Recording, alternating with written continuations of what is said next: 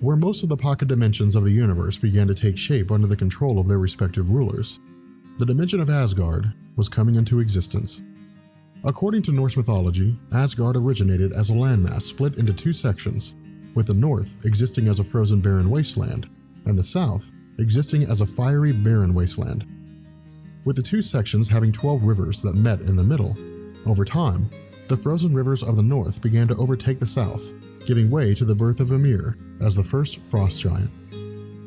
Finding himself exposed to the warmer air of the south, Ymir began to shrink in size, eventually melting away entirely and revealing a man and a woman. Following this, a bovine appeared through unknown means and provided nourishment to the man and woman through its udders, finding its own sustenance by licking away at the ice. Following this pattern, the bovine eventually licked away at a block of ice which revealed itself to be Buri, who in turn spawned Bor, the founder of Asgard and the father of Kul, Vili, V, and Odin. Where the realm of Asgard would evolve to see Odin rising to power and mating with Gaia to produce Thor. During this time, a race known as the Zorians traveled the spaceways, seeding life throughout various planets, spawning the Kree, the Skrulls, and humanity, who in turn began to evolve within the confines of their own planets and forming their own kingdoms. Following this, around 1 million years prior to the current day, the Celestials continued their journey of exploration across the cosmos, eventually stumbling upon Earth. Viewing the planet as a host for a celestial egg, the Celestials themselves planted their egg within the Earth and began experimenting on a group of primitive men known as the Wanderers, who were gathered together by Gaia. Through the experiments of the Celestials, 3 sects were formed: the Deviants, the Eternals, and humans. Receiving their modifications from Ziron the Tester, the Deviants represented instability, with their race experiencing unchecked mutations, leading to each offspring experiencing a half-life of the previous generation, reducing the overall length of the Deviants' expected existence. From Nazar the Calculator came the Eternals, beings who were perceived to be perfect in terms of evolutionary maturity and possessed the power to tap into and manipulate cosmic energies. Finally, Oneg the Prober created a latent gene within the remaining humans, allowing for limitless expansion of genetic potential. Sending the races forward into Earth, where the 3 groups were modified to serve as protectors of the celestial egg. Instead, each race gave in to their natural state. The Eternals took to the skies, building kingdoms for themselves with no concern for the goings-on of humanity or the Deviants. At the same time, humanity found itself enslaved by the Deviants, who used humans to build their various structures and cities.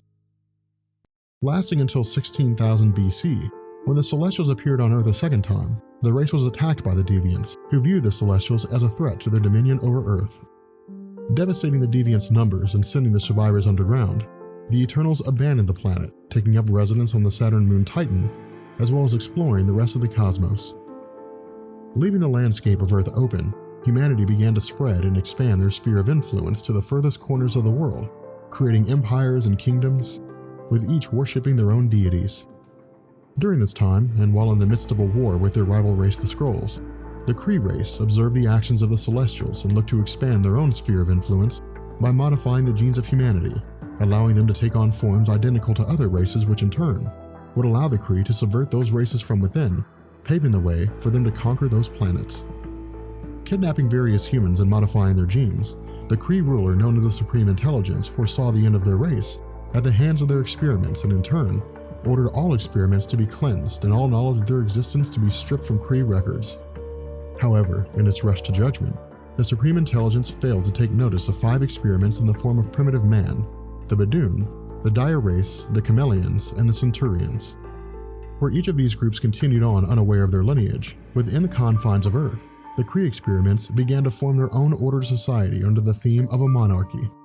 To this end, and at some point in their past, a geneticist named Randak discovered Terrigen crystals and began to synthesize the process of Terrigenesis, allowing the human experiments to undergo exposure to the mists, which in turn transmogrified the humans into unrecognizable forms, but sometimes possessing extraordinary abilities.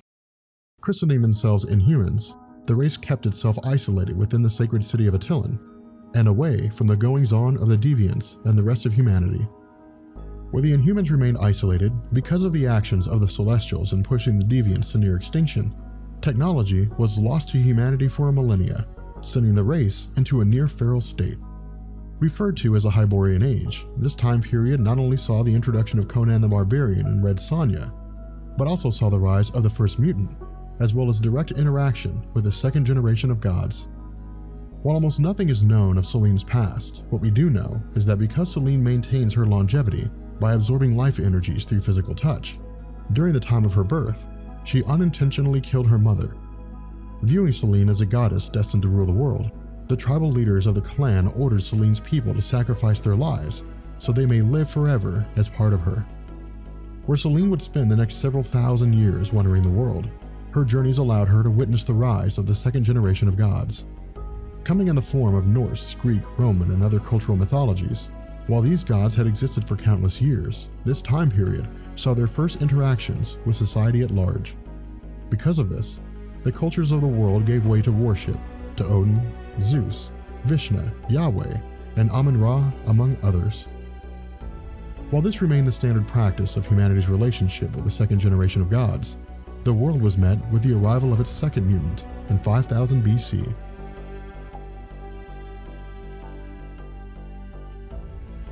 But I enjoy the people I work with, because I work with writers, with artists, now with directors, producers, and I'm always working in an atmosphere where we're trying to think of what can we do now?